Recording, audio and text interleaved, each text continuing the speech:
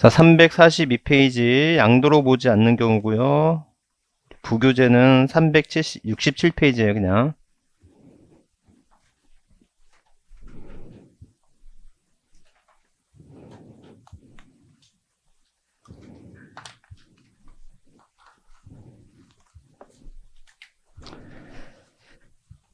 자,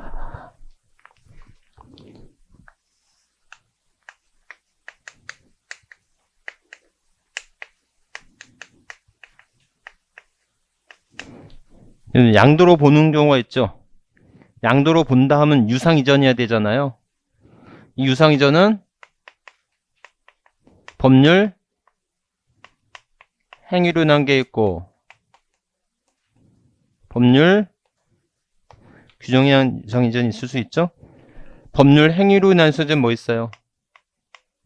매매, 교환, 현물 출자, 대물 변제, 부담보 증여가 있다. 법률 규정에 의한 것은 공매, 경매, 수용 등 있다라는 거죠. 그죠? 이렇게 여러분들 여기까지 이제 공부를 했어요. 자, 그런데 지금부터는 양도를 안 보는 경우예요.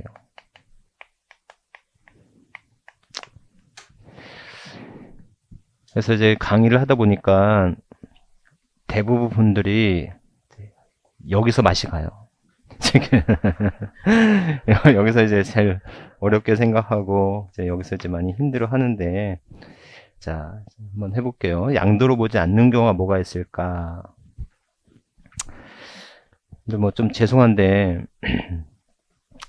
아까 제가 물 새는 바가지 얘기했지 않습니까? 저희 집 안에서는 뭐 제 아버지가 좀 바가지가 엄청 깨져 있었던 바가지요.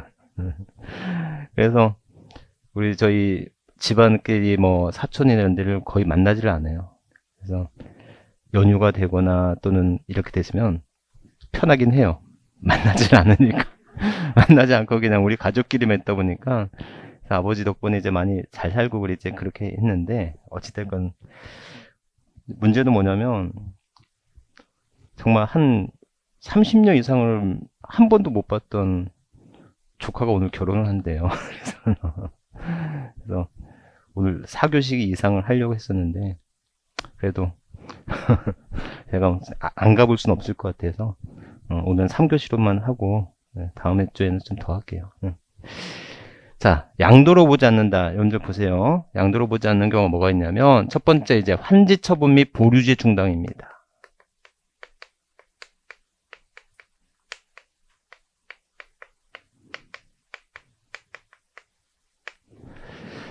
자, 환지 처분 및 보류지 또는 이제 저는 채비지라고 하는 게 더 좋을 것 같은데.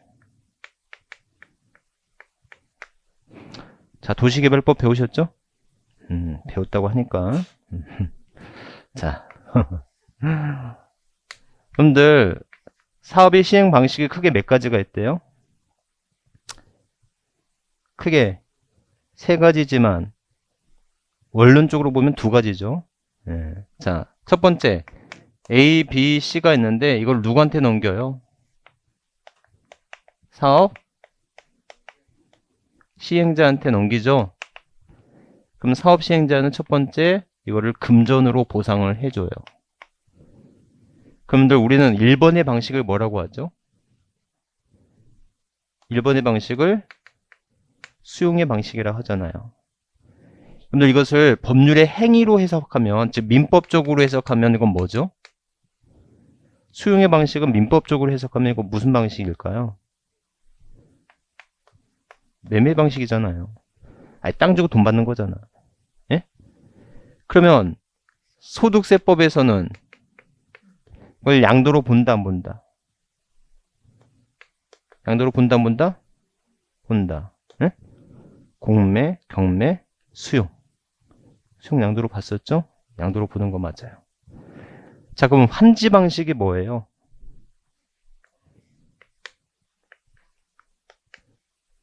자, 환지라고 하는 것은 같은 구역 내 다른 토지로 바꾸어 주는 거잖아요. 맞죠? 그럼 우리 2번의 방식은 뭐라고 해요? 환지 또는 환지 처분이라 하고, 이런 환지 처분은 민법적 또는 법률의 행위적으로 보면 무슨 방식일까요? 그래, 교환의 방식이지. 맞죠? 그럼 이건 양도로 본다 안 본다? 양도로 본다 안 본다? 양도로 안 본다. 우리가 지금 하고 있는 건 양도로 안 보는 경우 하고 있는 거잖아요. 그러면 여러분들이 지주라고 한다면, 여러분들이 지주 입장이라고 한다면 여러분들은 수용의 방식을 선택하겠어요? 환제 방식을 선택하겠어요? 예? 왜요? 세금적인 측면에서 본다면 환지. 왜요? 양도로 보지 않으니까. 그럼 세금을 내지 않아도 되니까가 아니고, 아니란 말이야. 그러면 양도로 보지 않는다는 뭘까? 만약에 세금을 내지 않아도 됐다면 비과세였을 거야. 1세대 1주택 양도하면 세금이 비과세가 되잖아요. 근데 이건 비과세라는 표현을 쓰지 않고 양도로 보지 않는다는 말을 쓰거든. 그럼 양도로 보지 않는다는 말이 뭐냐라는 거예요. 자, 이런 거예요. 자, 만약에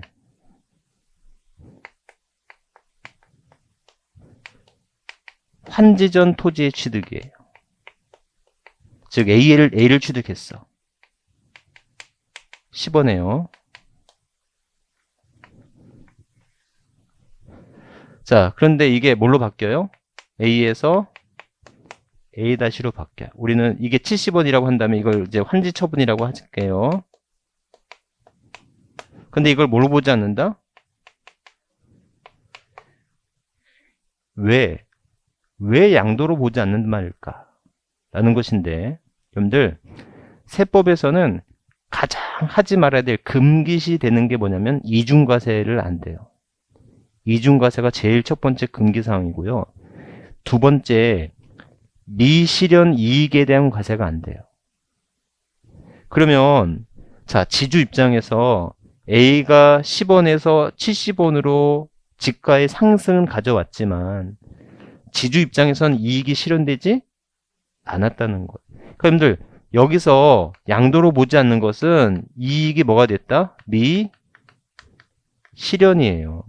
아직 이익이 실현된 게 아니야. 그러면 이익이 실현되는 건 언제 실현되겠어요? 나중에 A-를 100원에 양도했을 때 이때 이익이 실현되겠죠. 예? 그러면 실현된 이익은 30원의 이익이 실현된 거예요? 90원의 이익이 실현된 거예요? 90원의 이익이 실현된 거라고. 그러니까는 환지 처분을 양도로 보지 않는다는 것은 아직까지 이익이 미실현된 것이고, 이 이익의 미실현이라고 하는 것은 과세를 면제하겠다는 게 아니라 과세를 잠시 유보하겠다라는 거예요. 제 말 이해하셨죠? 그래서 여러분들 환지 처분을 양도로 보지 않는 것인데, 환지 처분을 양도로 보지 않으면 결국은 궁극적으로 그 양도된 자산의 취득 시기가 언제냐고 물어볼 텐데, 그 취득 시기는 언제가 된다?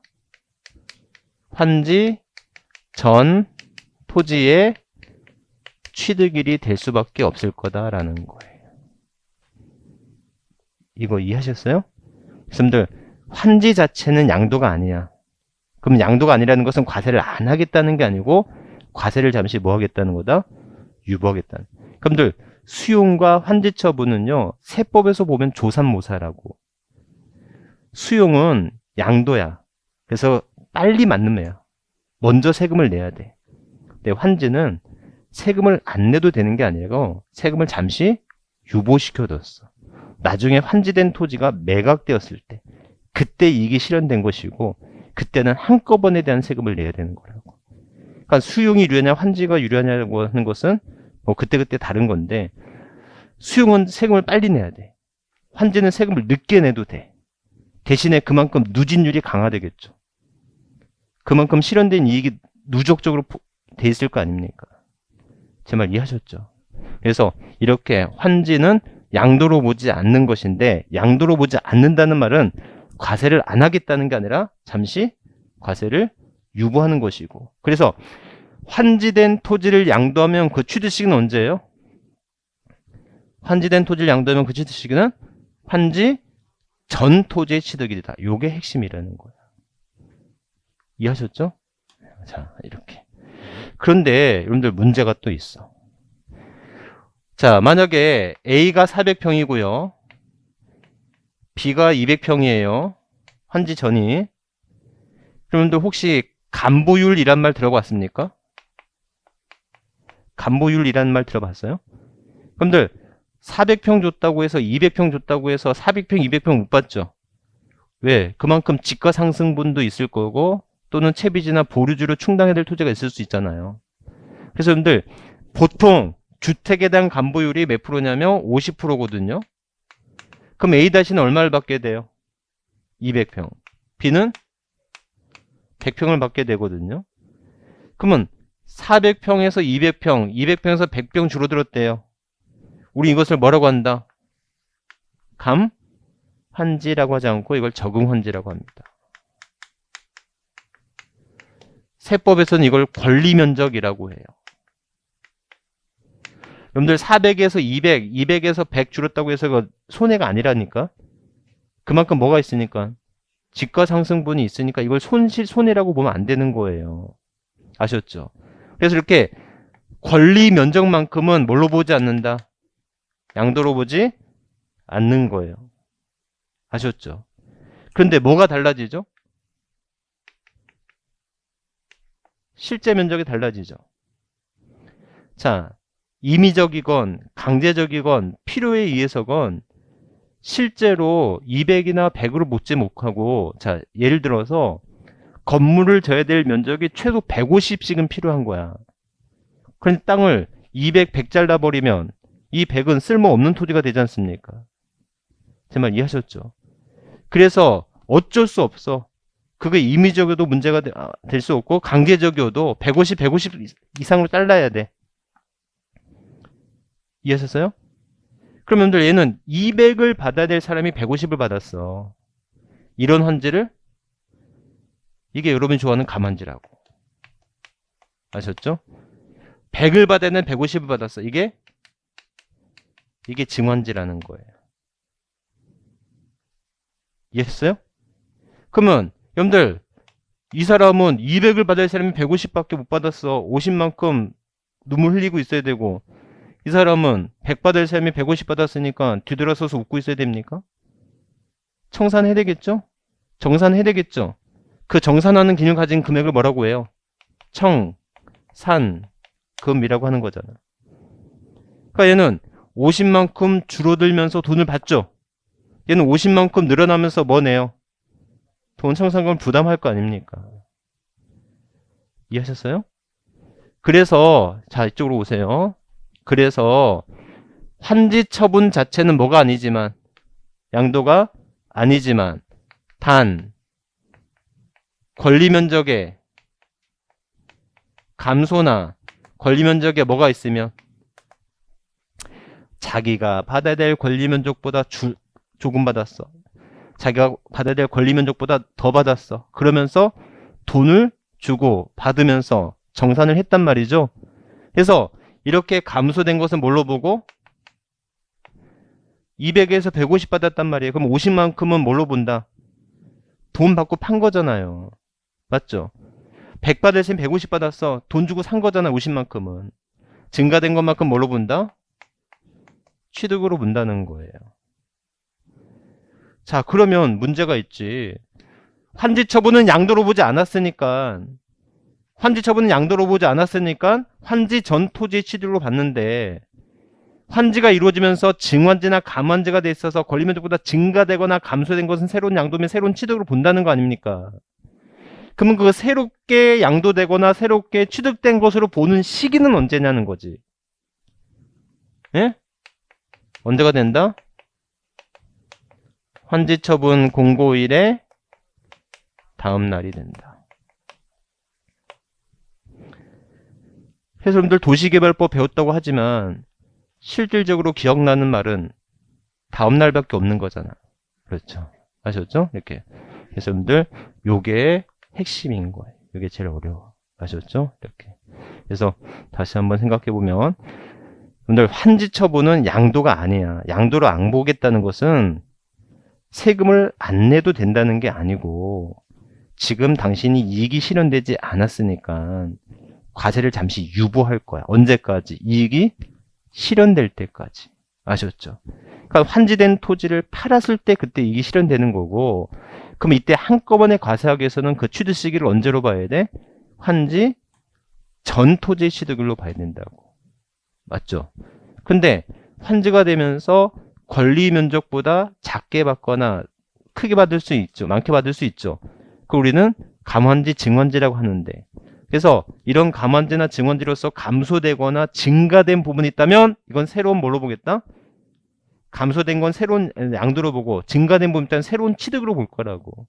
그러면 그 감소되고 양도된 부분에 대한 취득, 새로운 취득 및 양도식은 언제로 본다? 환지처분 공고일의 다음 날로 보겠다라는 거예요.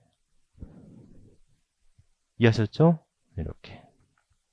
그래서 그렇게 정도 이것만 기억하면 돼요. 이것만 이해하시면 돼요. 자, 그런데 세 번째, 여러분들 여기가 뭐예요? 보류지 또는 저는 채비지라고 할게요. 네. 여러분들 채비지는 뭐예요? 또는 보류지는 뭐예요? 자, 채비지는 민법, 법률 행위적으로 보면 뭘까요? 법률의 행위적으로 보면.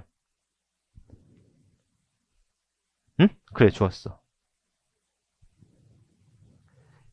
자, 이거는 대물변제지.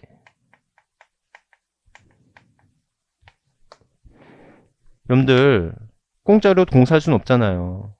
공사 비용 내야 되겠죠. 예? 근데 공사 비용 먼저 내. 공사 비용 먼저 줘. 그러면 이 사업 합니까 안 합니까? 안 하겠지. 이해하셨죠?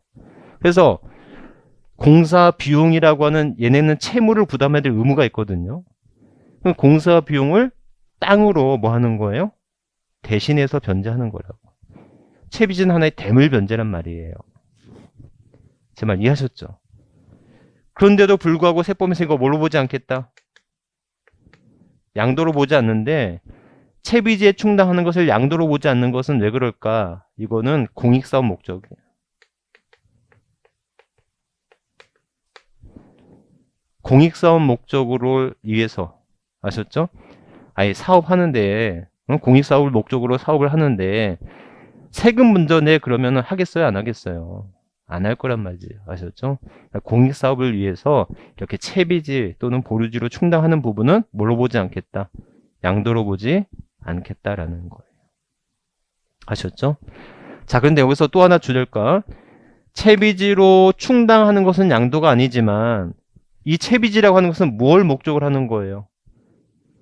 네? 이걸 팔 목적이잖아요, 얘는. 얘를 팔아야 공사를 할 걸 아니니까. 그러니까 충당된 채비지를 뭐 하는 것은? 매각하는 것은 이건 당연히 양도로 봐야 되겠지. 이해하셨죠? 그래서 여러분들 자, 보류지 또는 채비를 충당하는 것은 양도가 아니지만 자, 주의. 충당된 채비지를 뭐 할 때는 매각 시에는 이건 뭘로 본다? 양도로 본다. 그럼들 단어가 좀 헷갈리죠? 채비지나 보류지로 충당하는 것은 양도가 아니지만 충당된 보류지를 뭐 하는 것은? 매각하는 것은 뭘로 보지 않는다? 뭘로 본다? 양도로 본다. 요게 핵심이라고. 제 말 이해하셨죠? 이렇게. 여러분들 여기가 제일 힘들어. 여기가 제일 힘들고 그 다음부터는 그렇게 어렵지 않아요.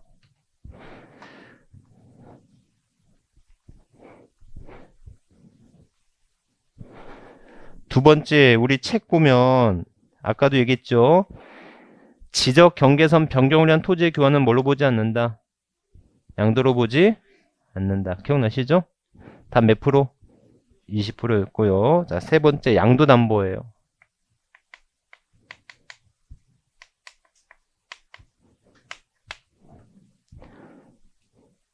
이런 양도담보 및, 자, 좀 정확히 써볼래요?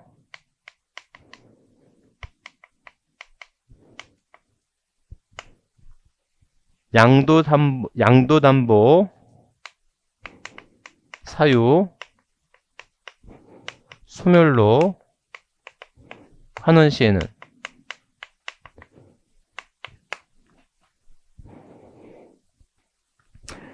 여러분들 양도담보라고 하는 게 뭐예요? 양도담보 여기서 설명 안 할게요. 다음에는 할게요. 여러분들 양도담보를 하는 이유가 뭐죠? 왜 매매 방식이 아니라 왜 저당권 방식이 아니라 양도담보 방식으로 하냐고. 네?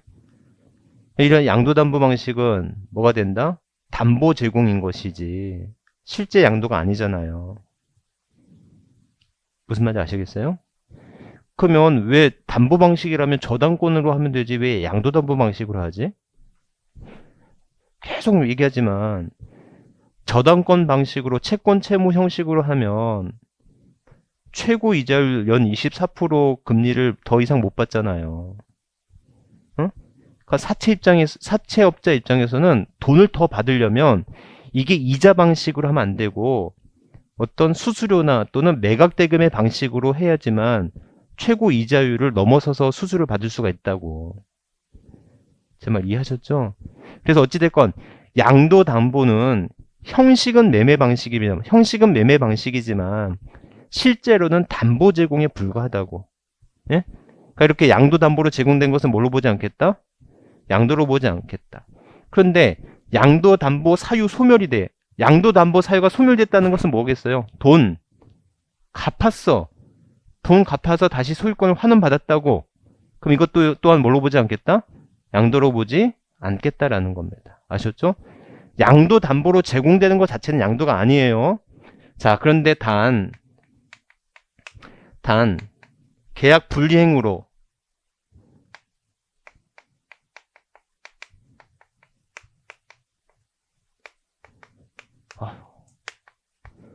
채무 변제에 뭐가 되었다면 충당 시에는 이건 뭘로 본다? 그러니까 양도담보 자체로 제공된 건 양도가 아니지만 이자나 또는 그 어떤 계약 자체 채무를 충당하지 못함으로써 채무에 변제하지 못함으로써 실제로 변제 충당되었다면 그때서는 뭘로 보겠다? 양도로 봐야 되는 건 너무나 당연한 거겠죠. 아셨죠? 이렇게. 그래서 거기 양도담보가 있을 수 있어요. 아셨죠? 이렇게. 자. 그 다음에 5번에 보시면 배우자 또는 직계 좀비 속 간에 양도된 경우 아까 방금도 했었죠? 여러분들 배우자나 직계 좀비 속에 대한 양도는 뭘로 본다? 증여로 추정한다 그랬었죠? 이렇게 기억나시죠? 여러분들 증여세가 세다고요? 양도세가 세다고 일반적으로? 증여세가 센 이유가 뭐라고요? 과세 표준. 정확하게 한다면 과세 표준의 차이죠. 아무래도 과세 표준이 양도세 과표가 커요, 증여세 과표가 커요. 아무래도 증여세 과표가 크다고. 양도세는 양도 차익에 대한 세금이니까. 그렇죠? 그러니까는 배우자나 직계 좀비 속에 대한 양도는 증여로 뭐 하는데? 추정하는데. 내가 돈 주고 실제로 산 거를 입증한다면 그때는 다시 뭘로 보겠다? 양도로 보겠다. 이건 취득세에서도 했었던 거예요. 그럼들 다시 한번 물어볼게요. 그러면 배우자나 직계 좀비소로부터 취득한 사람 입장에서는 취득세 내요 안 내요? 다시 한번 배우자나 직계 좀비소로부터 취득했어. 취득세 내요 안 내요? 당연히 내겠죠. 몇 프로 내요? 엥? 아니? 아주 그냥 끝까지 한번 가볼까 우리? 자, 다시 한번 배우자나 직계 좀비 속에 대한 거래는 증여로 본대요.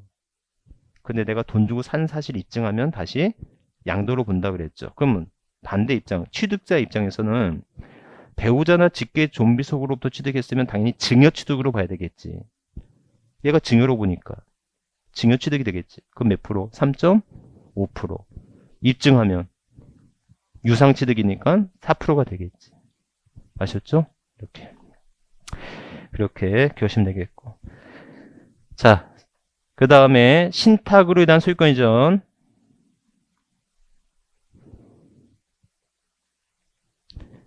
그래서 법원의 확정 판결에 의하여 신탁 해지를 원해 소유권 이전을 양도로 보지 아니합니다. 자, 그 다음에 여러분들 소유권 환원 페이지 344페이지.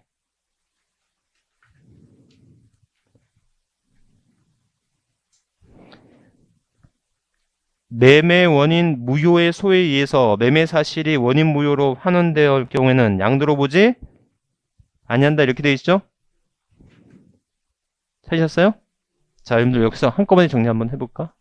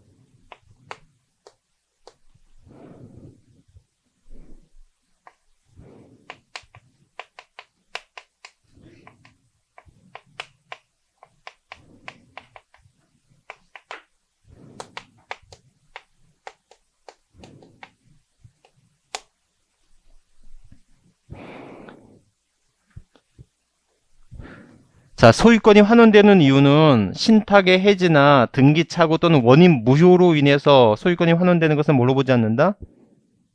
양도로 보지 않는다는 거예요. 아셨죠? 그럼들 이런 거예요. 양도로 보지 않는다는 것은 이익이 뭐가 됐다? 실현되지? 이익이 미실현됐고 이건 과세를 면제하겠다, 유보하겠다? 과세를 잠시 유보하겠다는 거였지 않습니까? 이해하셨죠? 자, 그럼 한번 볼까요? 여러분들 A를 취득했고 A가 B한테 팔았어요. 그런데 그게 무효래요. 그럼 다시 B에서 A로 돌아왔겠죠? 예? 이거를 A가 다시 C한테 양도했대요. 아셨죠? 네. 그럼 이거 어떻게 되죠? 무효는 처음부터 양도가 아니죠. 그로 인해 환원되는 것도 양도가 아니겠지.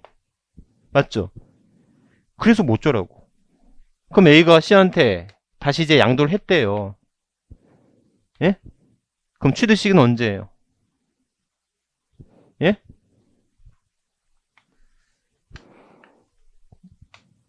여러분들 다시 한번 강조하지만 양도로 안 보겠다는 것은 과세를 안 하겠다는 게 아니라 과세가 유보가 되는 거야. 이익이 실현될 때까지 과세가 유보가 되는 거야. 그래서 양도 차익을 구할 때는 그 취득가액 및 취득 시기를 언제로 봐야 돼? 종전. 환지일 때는 환지 전 토지의 시기로 보는 것이고, 그 다음에 다른 경우에는 당초 자산의 취득일이 돼야 되겠지. 제 말 이해하셨죠? 하지만 합의 해제 등으로 인해서 소유권 환원되는 거가 있다면 이건 뭘로 본다?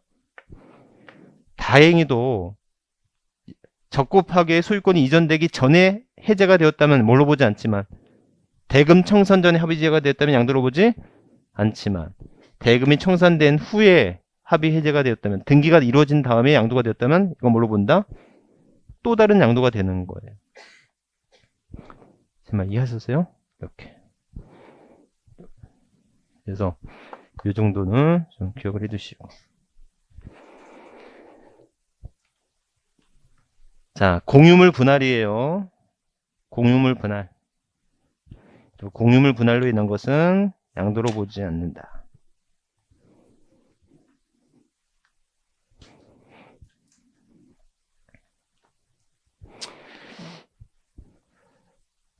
제가 이제 제 거래처 중에 약사가 한 분이 계시는데, 그 약사는 약국을 운영해서 돈을 버는 것보다는 약국을 잘 키워요.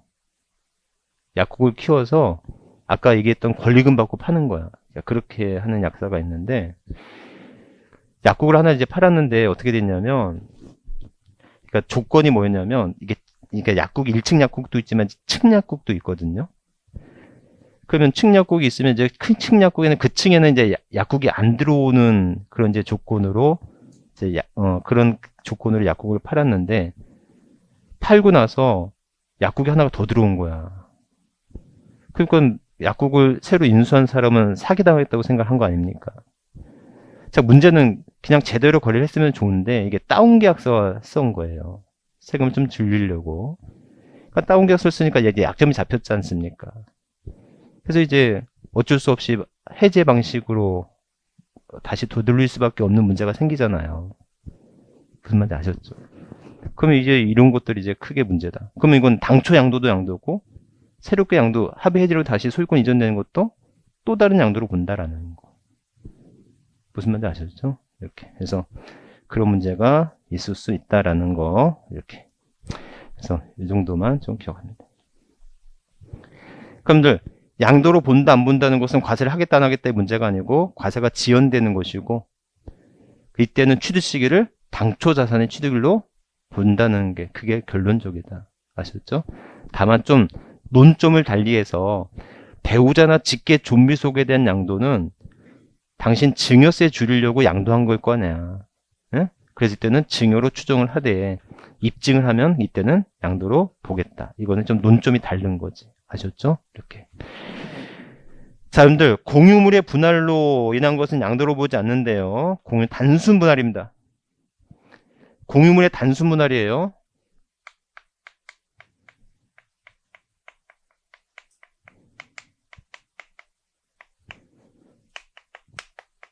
단순 분할이면서 단순이란 뭐의 변동이 없는 거예요. 지분의 변동이 없는 거예요. 그 다음에 여러분들 횟수에 관계없어요.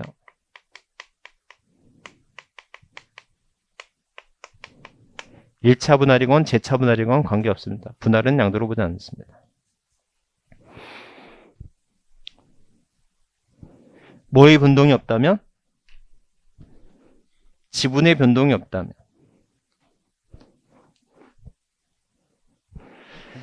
여러분들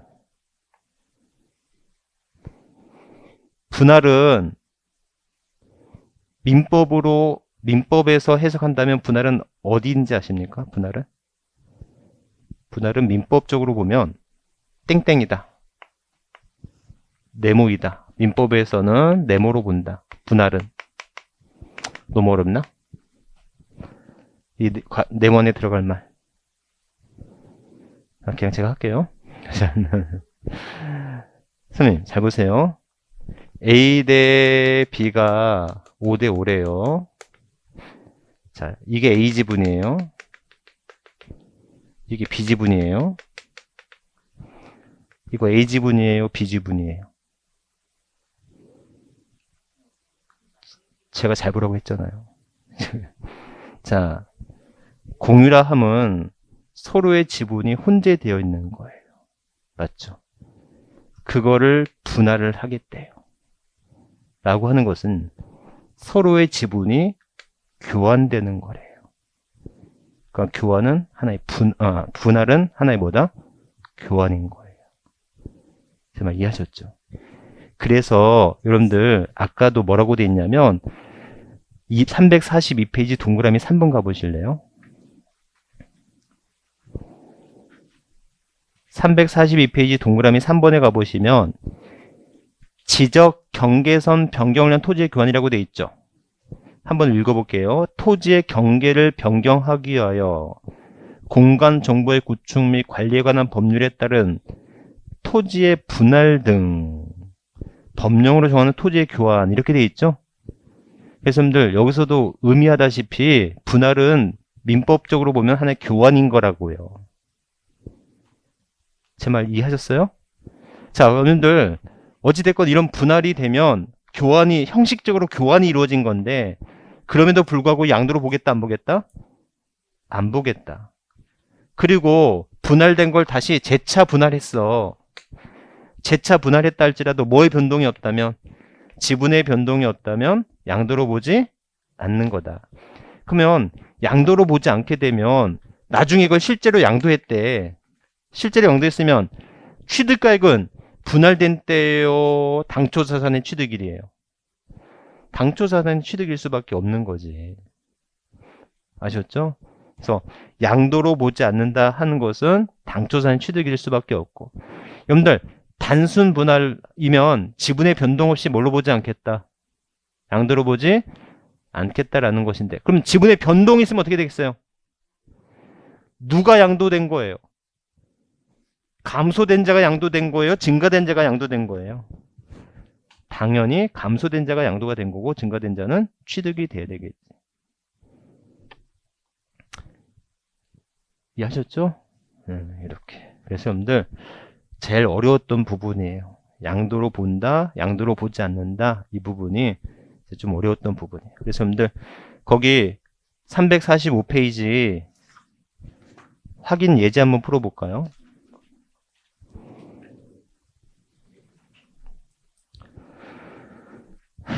자, 소득세법상 양도에 해당하는 것은 도시개발법이나 그 밖의 법률에 따른 환지처분으로 지목이 변경되는 경우 양도로 보지 않는다. 부담부 증여 시 그 증여가액 중 채무액에 해당하는 부분을 제외한 부분. 여러분들 채무액에 해당하는 부분은 양도로 보죠. 하지만 채무액을 해당하는 부분 제외한 부분은 증여잖아요. 3번 양도담보 계약을 체결한 후 채무 불이행으로 인하여 당해자를 변제 충당했어요. 양도로 본다. 답은 몇 번? 3번.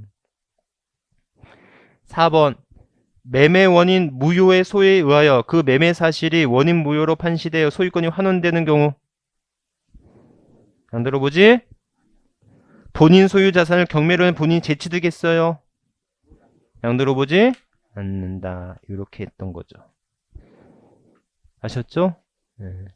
여러분들 양도세 대상은 열거된 자산을 양도하는데 여기서 이제 한두 문제가 나온다는 겁니다. 아셨죠? 그래서 최소 한 문제고 많게는 두 문제. 양도세 대상이냐 아니냐, 양도로 보느냐 안 보느냐, 여기서 이제 두 문제가 나오는 거예요.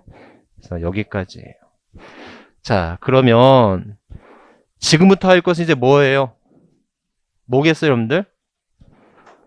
양도세가 얼마냐 이제 공부하는 거 아닙니까? 자, 다시 한번요. 자, 과세 요건이 있었죠? 자, 과세 요건 한번 대보세요. 과세 요건은 과세 대상, 납세 의무자, 과세 표준, 세율, 그 다음에 부가징수 이렇게 나눠지죠. 자, 우리 양도세만 할게요. 양도세 과세 대상은 열거된 자산을 뭐 할 때? 양도할 때. 그래서 여러분들 이때 양도는 양도로 보는 경우냐, 양도로 보지 않는 경우냐. 여기까지 그제 공부를 했었던 거죠. 오늘 되게 많이 한 것 같은데 요거밖에 안 한 거야. 아셨죠? 이렇게. 응? 자, 소득세 납세무자는 크게 누구와 누구다? 거주자와 비거주자다라는 거예요. 자, 그래서 제가 계속 강조하지만 양도세에서는 포인트가 두 가지예요. 양도냐 아니냐, 양도 대상이냐 아니냐.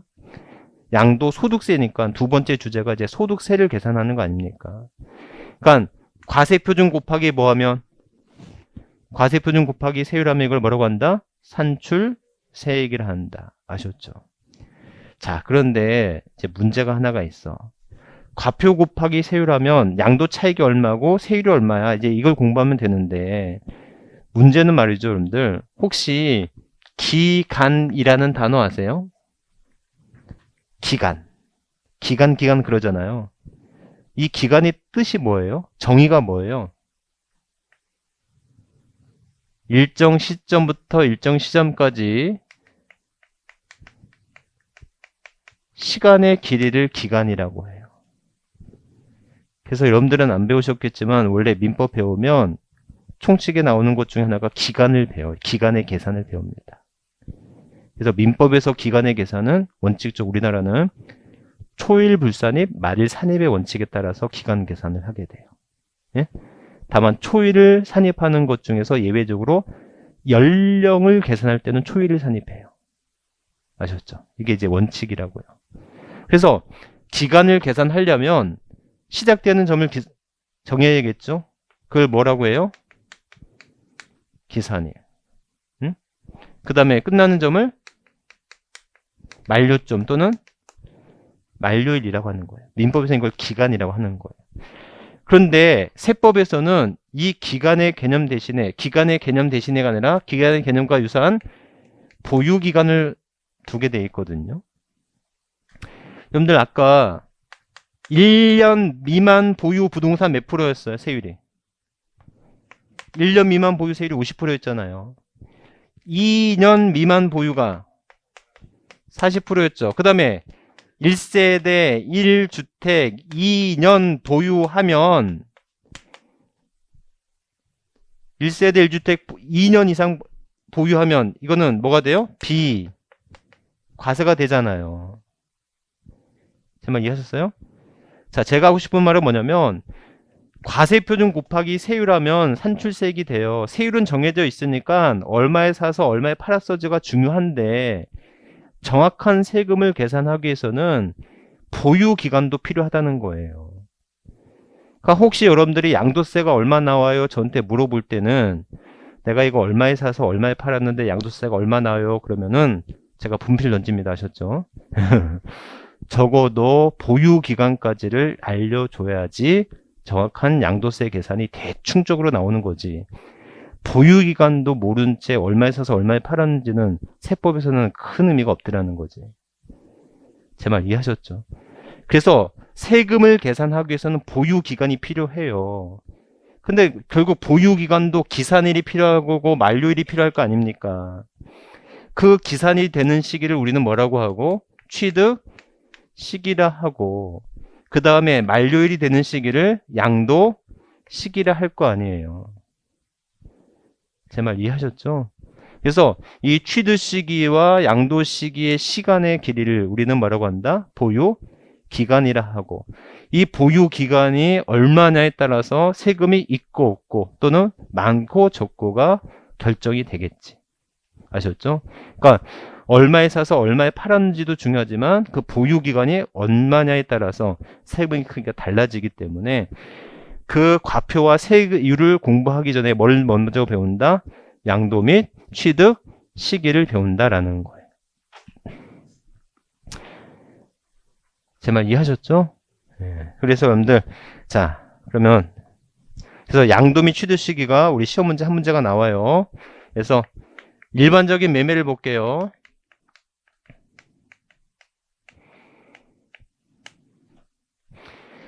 자, 일반적인 매매를 보시면 원칙은 언제가 된다? 원칙은 대금 청산일이에요. 원칙은 대금을 청산한 날이 됩니다. 근데 예외적으로 대금 청산일이 불분명하거나 대금 청산 전에 등기 시에는 이때는 언제가 된다고요? 등기. 그럼들 소득세법에서는 됐다 간단해요. 소득세법에서는 정말 간단한 게 언제 아니면 언제다. 대금 청산일 아니면 언제가 된다? 등기 접수일. 대금 청산일 아니면 등기 접수일이 된다는 거예요. 아셨죠? 자, 근데 좀 구체적으로 들어가면 여기서 대금 청산일은 계약서상의 대금 청산일이에요? 아니면 사실상의 대금 청산일이에요? 사실상의 대금 청산일을 말한다. 실제 대금 청산한 줄 말합니다.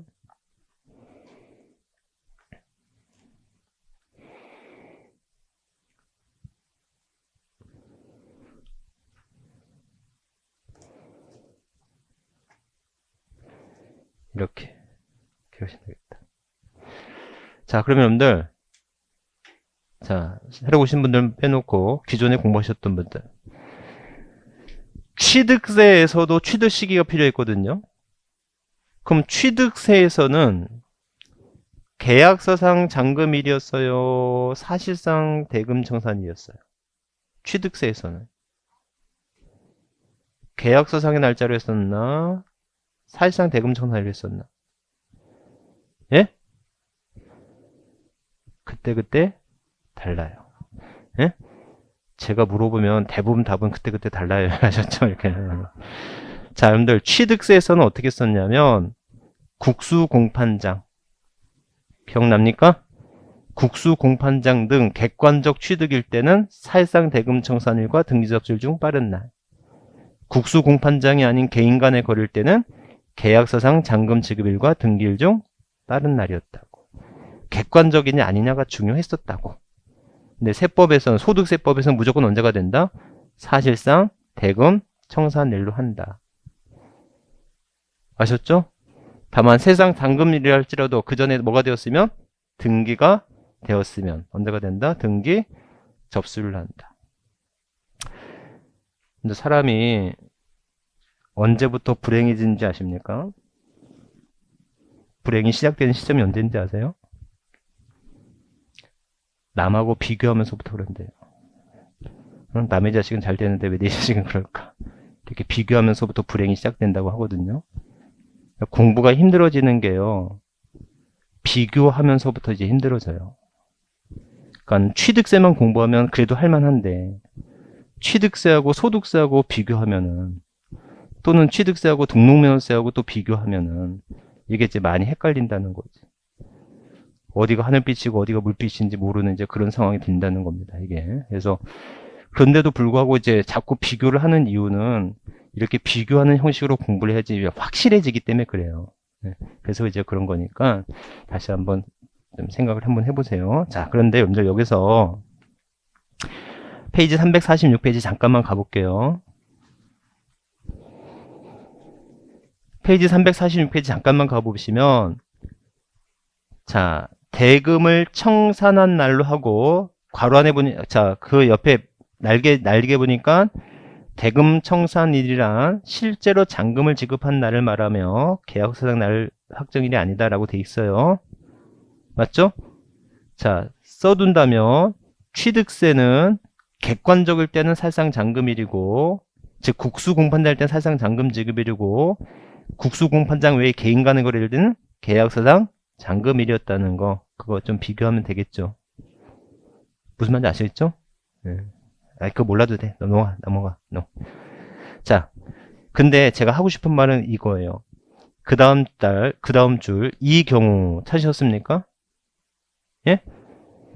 자, 이 경우, 자산의 대금에는 해당 자산의 양도에 대한 양도세 및 양도세 부과세액을 양수자가 부담하기로 약정한 경우에는 해당 양도세 및 양도세 부과세액은 뭐한다? 제외한다 이렇게 돼 있다고요. 자, 여러분들 이런 계약이 있어요. 5월 1일 날 자, 매매 1억으로 잔금을 치렀어요. 근데 채권이 뭐냐면 매수자가 양도자의 양도세를 부담하기로 한 거예요. 그럴 수 있어요, 없어요? 있죠? 계약이야 자유니까. 자, 그러면 5월 1일 날 1억에 사고 팔았는데 양도세 1,000만 원을 7월 30일에 양수자가 부담을 다시 했어요. 이해하셨어요? 그러니까 5월 1일 날 1억을 사고 팔았다고. 그런데 7월 31일 날 1,000만 원을 양수자가 양도세를 다시 새롭게 부담을 한 거야. 그러면 언제 사고 팔았느냐가 중요하다고. 지금 대금 청산일 판단할 때 주거래 계약으로만 판단할 거냐, 부수되는 계약까지, 종된 계약까지 그걸 판단할 거냐라고 하는 건데, 시기를 판단할 때 어떻게 판단한다? 주 거래 계약 일자로만 판단한다라는 거예요. 이해하셨어요? 그럼들 5월 1일날 사고 팔았어요? 7월 31일날 사고 팔았어요? 5월 1일날 사고 팔았다고. 당신이 주된 계약에 따른 양도소득세를 추가로 추후에 나중에 부담했다 할지라도 실제로 사고 판 날을 판단할 때는 주된 계약 금액으로만 판단하겠다라는 거예요. 제 말 이해하셨죠? 이렇게 해서 거기 그런 날이 됐는데 그건 나중에 다시 나올 거니까 한번 보도록 하니까 넘어갈게요. 어찌됐건 여러분들 간단해요. 다시 한번 우리가 중요한 건 지금 언제 사서 언제 팔았어 이거 공부하는 거잖아요. 근데 이게 매매 방식으로 사고 팔았어, 매매 방식으로 사고 매매 방식으로 팔았어 라고 할 때는 어찌됐건 언제를 기준으로 판단한다? 대금 청산일이고, 이때 대금 청산일은 계약 서장 날짜가 아니라 실제 대금을 주고받은 날을 말하는 거예요. 아셨죠? 다가만 대금 청산일이 불분명하거나 대금 청산일에 등기가 됐을 때 문제가 된다. 등기 접수일로 판단하겠다라는 거. 제 말 이해하셨죠? 이렇게 판단하면 돼요. 자, 그런데 이런 매매 방식이 두 가지 조건을 바뀔 수 있는데, 또 하나는 장기 할부 매매 방식이고요. 또 하나는 수용의 방식이에요. 여러분들 수용은 양도로 본다 안 본다? 수용은 양도로 보죠. 환지 처분은 양도로 보지 않았었잖아요. 그러니까 수용은 양도인데 수용은 법률에 행위적으로 보면, 즉 민법적으로 해석하면 이거는 하나의 매매 방식이잖아요. 그러니까 일반적인 매매 방식은 대금 청산일과 등기 접수일 중 빠른 날인데, 이게 장기 할부 매매 방식이 있고 또는 수용의 방식으로 매매가 이루어졌다면 이때는 어떻게 변하는가 한번 보면 돼요. 여러분들 장기 할부 매매란 1년 이상 또는 2회 이상의 방법으로 지급하는 방식을 말합니다. 그러면 3억을 주고 파는데 1억씩 3년에 걸쳐서 지급하고 방식 팔았단 말이에요. 그럼 여러분들 이런 장기 할부 매매는 언제가 되냐면 등기 접수일, 인도일 또는 사용 수익일 중 무슨 날로 한다? 빠른 날로 합니다. 그럼 여기서 포인트가 뭐냐면, 여러분들 장기 할부 매매잖아요. 매매 맞죠? 매매 방식임에도 불구하고 뭐가 아니에요? 아이고. 여기서 매매 방식임에도 불구하고 중요한 건 대금 청산일이 없다는 게 포인트예요. 아셨죠? 그런들 역사적으로 보면 우리 시험에서는 이 장기 할부 매매에 대한 시험이 제일 많이 나왔어. 양도 및 취득 시기를 물어볼 때, 지금은 이제 현 추세는 좀 번어났지만 역사적으로 보면 시험 문제는 장기 할부 매매 방식이 시험 문제는 제일 많이 나왔어요. 아셨죠? 어찌됐건 장기 할부 매매 방식은 셋 중에 빠른 날인데, 포인트는 할부 매매 방식임에도 불구하고 대금 청산일 기준이 들어가 있지 않다는 게 포인트야. 원래는 매매 방식이면 대금 청산일이 우선이 될 거 아니에요. 대금 청산일 기준이 아니라 언제가 된다? 등기 접수일, 인도일, 사용 수익일 중 빠른 날로 한다. 정말 이해하셨죠? 네, 요거. 그러니까 장기 할부 매매에 있어서는 포인트가 대금 청산일이 없다는 게 포인트야. 시험 문제 나오면 99.9%야. 대금 청산일, 등기 접수일, 사용 수익일 중 빠른 날로 한다. 이렇게 나올 거라고. 장기 할부 매매는 대금 청산일 기준이 없다는 게 포인트라고. 이해하셨죠? 자, 수용입니다. 여러분들 수용의 방식인데, 이런 수용의 방식은 매매랑 똑같아요. 대금 청산일, 등기 접수일, 수용 개시일 중 무슨 날로 한다? 빠른 날로 합니다. 수용의 방식부터 좀 할게요. 괄호 5번부터.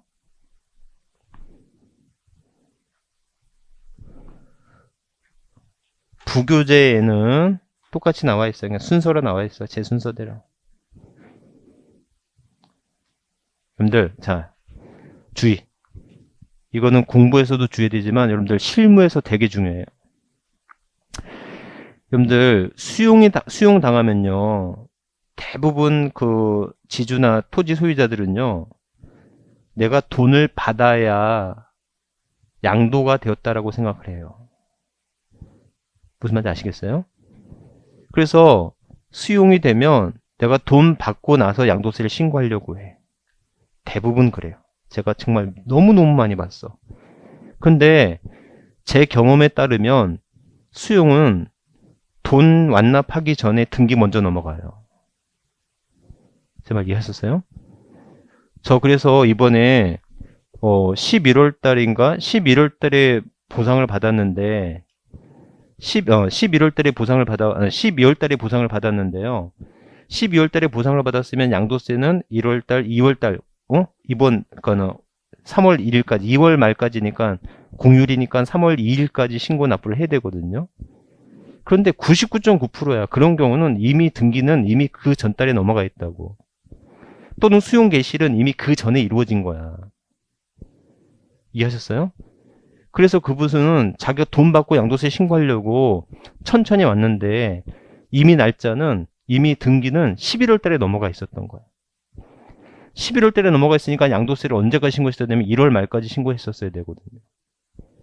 그 이 사람 무신고가 된 거라고. 가산세만 3천만 원 나왔어요. 아셨어요? 그래서 여러분들 나중에 실무할 때 수용당하거나 수용당하는 분이 지인이 옆에 있다고 한다면 양도 시기가 언제 양도됐는지를 판단해. 돈 받은 날이 아니라고.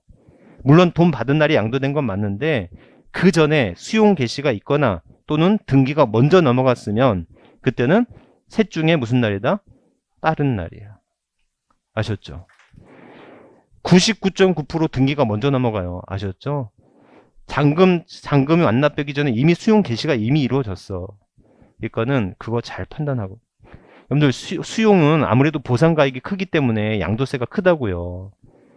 무신고 가산세만 20%야. 그래도 그분은요, 한 달 내에 다시 수정 신고가 됐기 때문에 50% 감면받아서 3천이야. 이것마저도 넘어갔으면 6천만 원이라고. 가산세만. 이해하셨습니까? 그러니까 엄청나게 크다고요. 이거 실무적으로 너무나 중요해. 수용일 때는 대금 청산일, 등기 접수일, 수용, 개시일 중 무슨 날로 한다? 빠른 날로 한다. 이거는 정말 실무에서 꼭 잊지 말고, 여러분들이 물론 수용 당할 토지가 없겠지만 만약에 수용될 토지가 있다면 이거 꼭 거기 꼭 기억해 놓고 계시라고. 아셨죠? 그래서 그렇게 된다. 이거 실수하는 분 무지하게 많습니다. 아셨죠? 이렇게.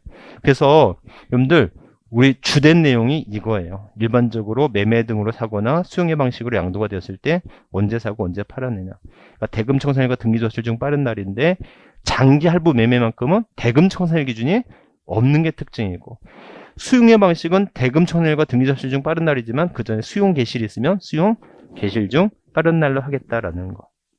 이렇게 기억하시면 되겠다. 자, 상속과 증여받은 경우에요. 자, 자기건축물은 사용 승인서 교부일이고요. 사용 승인서 교부일이고, 만약에 무허가일 때는 언제일 수밖에 없습니까? 무허가일 때는 승인이란 말 있을 수가 없죠? 그러니까 무허가일 때는 사실상 사용일이다라는 거예요. 아셨죠? 자, 상속이나 증여를 받았어요.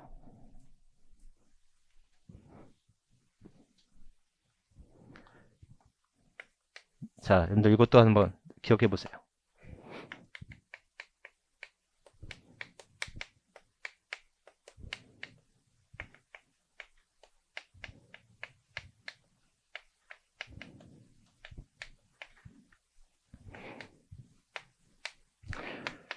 여러분들 100원에 양도했어요. 100원에 양도했으면 취득가액은 70원으로 해야 돼요? 10원으로 해야 돼요? 예? 10원으로 해야 돼요? 10원? 70원? 10원? 다시 한번 생각해봐요. 70원이죠. 왜냐면 상속세를 내야 되잖아요. 70원 기준 상속세를 낸다고. 근데 양도세를 이렇게 양도세를 90원에 양도세를 내버리면 이것만큼은 이중과세가 되는 부분이잖아요. 이해하셨죠? 그러니까 상속 되는 취득시는 언제가 돼야 된다? 상속 개시일 당시 가액으로 해야 되는 거야. 너무나 당연하겠죠? 이해하셨어요? 자, 그러면 여러분들, 자, 문제야. 여기서 상속 재산의 평가가 필요한데요. 평가는 원칙은 시가예요. 응? 안 된다면 예외적으로는 공시지가예요. 그러니까 여기서 시가라고 하는 것은 특히 감정가액이거든요. 예? 자, 여러분들이 잘 보세요. 이것도 실무적으로 되게 중요해요. 여러분들, 제가 어저께 상속세 신고를 하나 했는데, 그 감정평가를 받아서 그 감정평가가 이게 8억 정도가 되었어요. 근데 공시가격이요, 한 3억 정도밖에 안 되는 거예요, 진짜로. 이게요. 그러면들 8억이 되어서 이분이 다른 재산이 있어갖고 상속세를 한 6천 정도 냈거든요. 그럼 3억 정도가 되면 상속세를 안 내도 돼요. 예? 이렇게.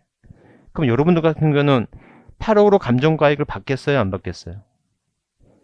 안 받겠죠. 예? 왜? 상속세 안 내도 되니까. 근데 저는 이 사람 감정을 받게 했어요. 그렇지.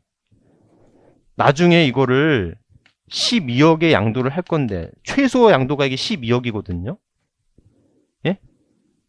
12억에서 취득가액이 상속 개시 당시 가액이어야 되니까 3억이 되면 양도 차익이 얼마가 나오고 9억이 나오고 9억에 대한 양도세가 이게 비사업용 토지여서 못해도 4억은 나옵니다.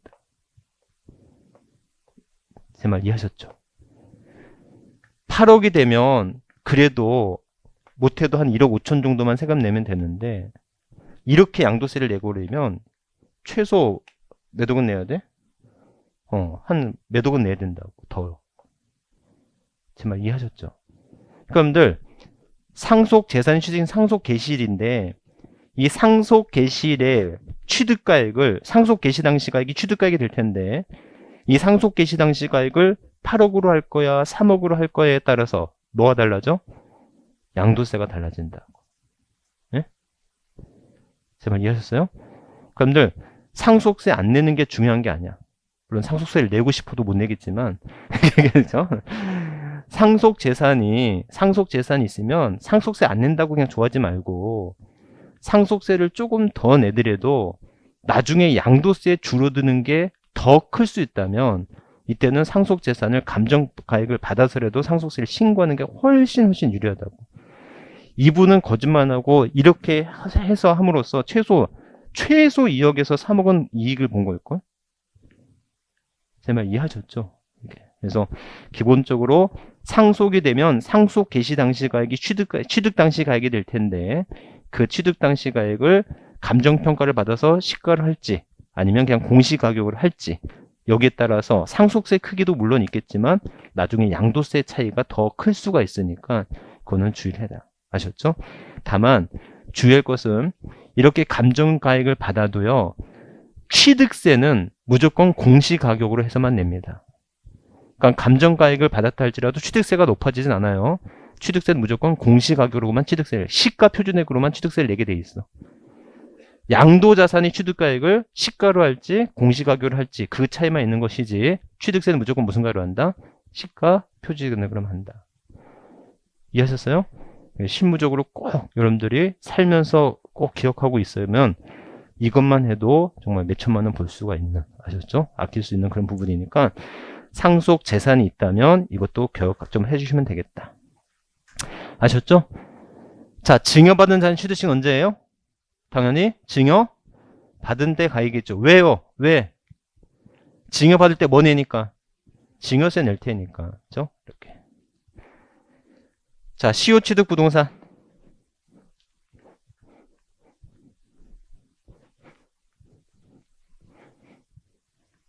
여러분들 시효취득이라고 하는 게 뭐예요?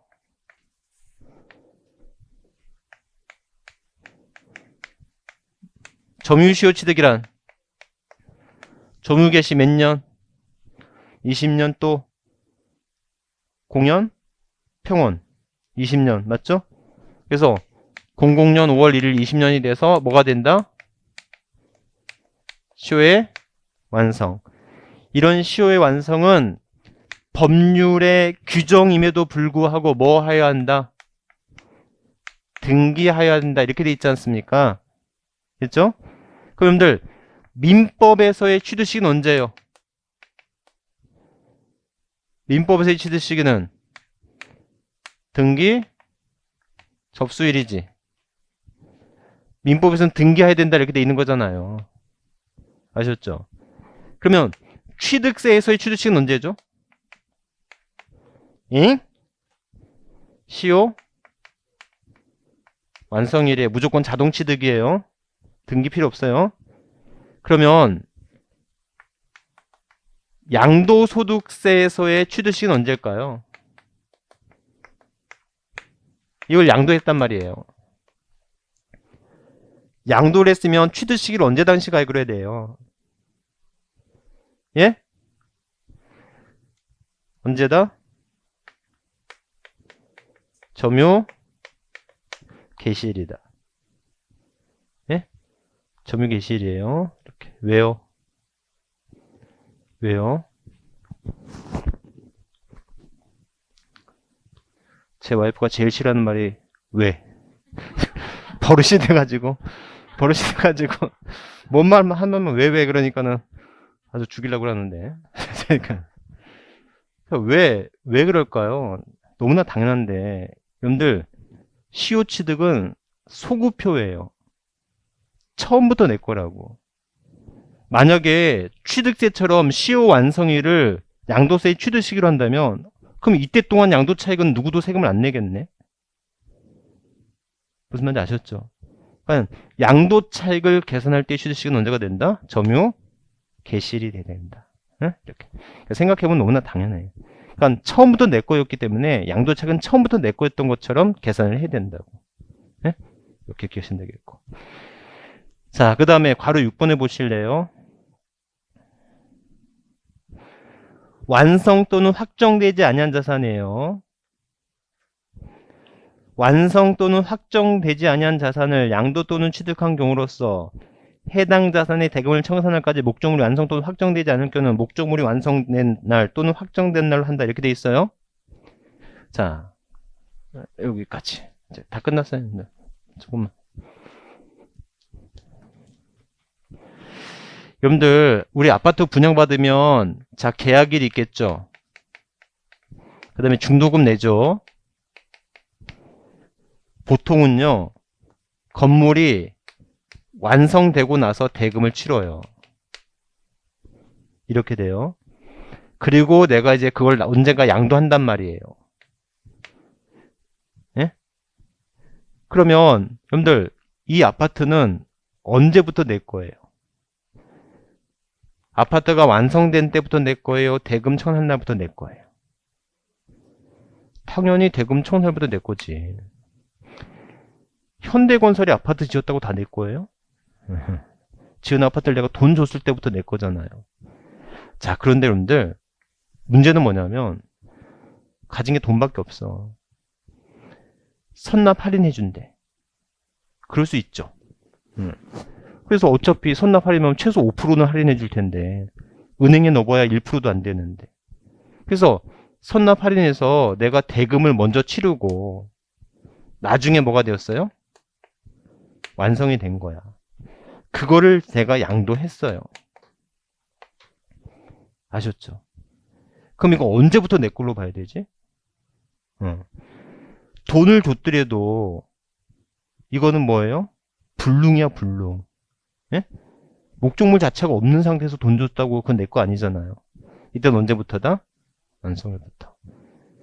그래서 여러분들 만약에 미완성 목적물 나오잖아요.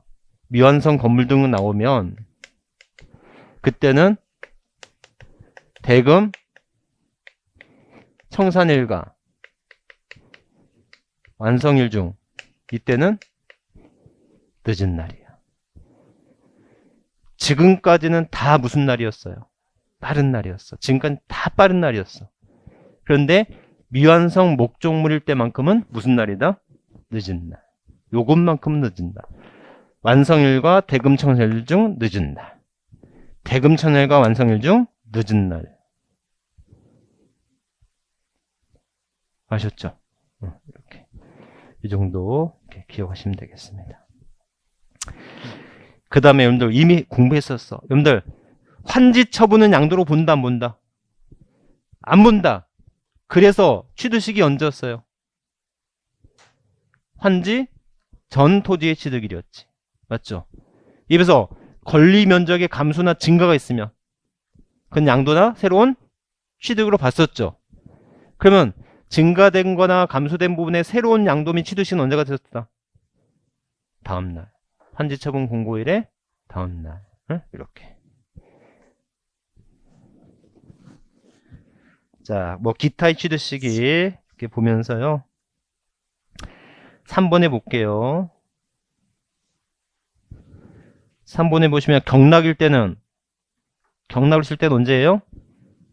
경매대금 완납한 날. 4번에 엄으로 받았어요. 지금 페이지 348페이지. 우리 부교재는 69페이지. 경매일 때는 경락대금 완납일이죠? 네? 자, 엄으로 받았어요. 엄 결제일. 밑에다 한 번 써주실래요? 교부일 X.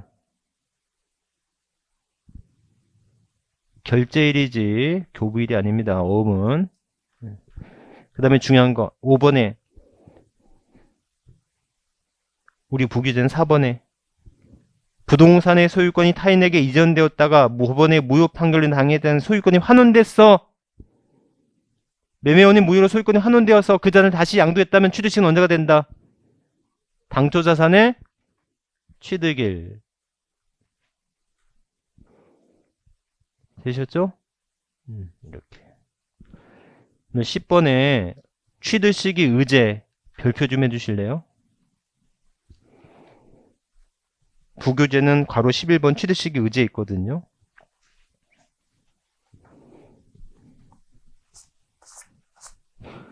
취득식이 의제. 그래서 토지 등일 때는 언제예요? 토지 등일 때는 84년 12월 30일 일전일 때는 85년 1월 1일. 주식일 때는 86년 1월 1일 이렇게 돼 있죠? 찾으셨어요? 자, 여러분들 이건 취득식이 의제니까 무조건 외우셔야 돼요. 자, 여기 와서 보실래요? 자, 시효 취득에 대한 취득식은 언제예요? 양도한 자산의 취득시기는 점유 개시일이죠. 근데 이 점유 개시일이 84년 12월 31일 이전이네. 그러면 이때는 점유 개시를 보지 않고 언제로 보겠다? 85년 1월 1일로 보겠다. 네? 취득식 의제. 그래서 여러분들 이 취득식의 의제 규정은 납세자한테 유리한 규정이에요? 불리한 규정이에요? 예? 유리할까 불리할까?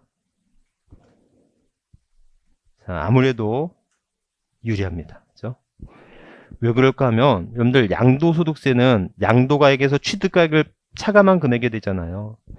아무래도 부동산 가액은 뭐가 있겠어요? 아무래도 부동산 가액은 인플레가 있겠지.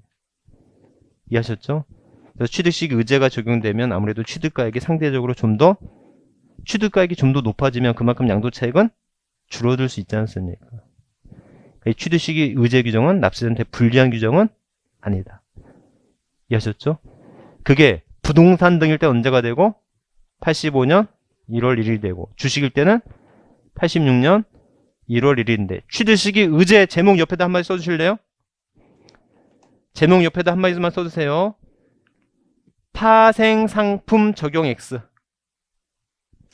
이 취득식의 의제 규정은 토지, 건물, 즉 부동산에 관한 권리, 기타 자산, 주식에만 적용되는 규정이고 파생상품에는 취득식의 의제 규정이 적용되지 않는다. 이때 부동산 등이란 부동산에 관한 기타 자산은 언제? 85년 1월 1일. 주식은 언제예요? 86년 1월 1일. 예? 자, 마지막 확인 예제 한번 풀어볼게요.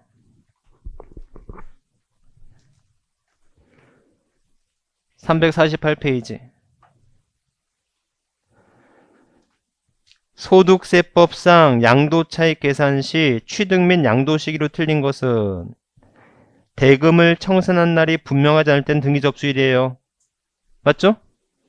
증여받은 자는 취득신 증여받은 날입니다. 수용됐어요. 수용됐으면 어찌됐건 셋 중에 빠른 날, 대금 청산일, 등기 접수일, 수용 개시일 중 빠른 날이 되겠지. 답은 몇 번? 3번. 대금을 청산하기 전에 소유권 이전 등기를 했으면 언제가 된다? 등기 접수일. 상속인 자산은 상속 개시일. 예? 이렇게. 여러분들 뒤에 문제는 다음 주에 풀게요. 다음 주에 문제가 많지 않아서 다음 주에 한꺼번에 풀어도 되는데, 여러분들 비과세는요, 양도세 비과세는 제가 개정세법 하면서 비과세를 별도로 할 거예요. 비과세는 이번에 개정된 게 대부분이어서 이번에 무조건 한 문제가 나올 거니까 비과세는 다시 할 거고요. 여러분들 다음 주에는 어디서부터 할 거냐면, 다음 주에는 페이지 384페이지서부터 할 겁니다.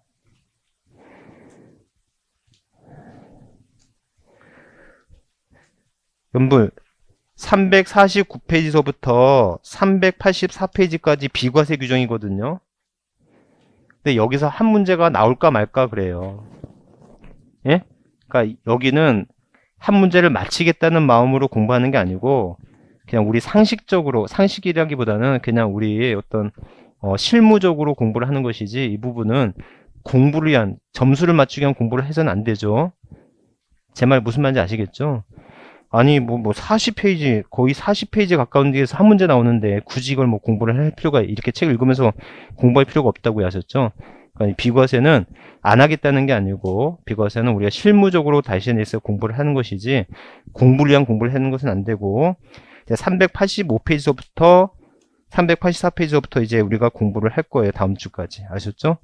그래서 이렇게 하는데, 여러분들 오늘도 어려웠지만 다음 주가 진짜 하이라이트입니다. 아셨죠? 다음 주는 진짜 눈물 나요. 눈물 나게 어려운 부분이니까 다음 주 정말 빠지지 말고 좀 오셔야 돼요. 여기까지 할게요. 수고하셨습니다.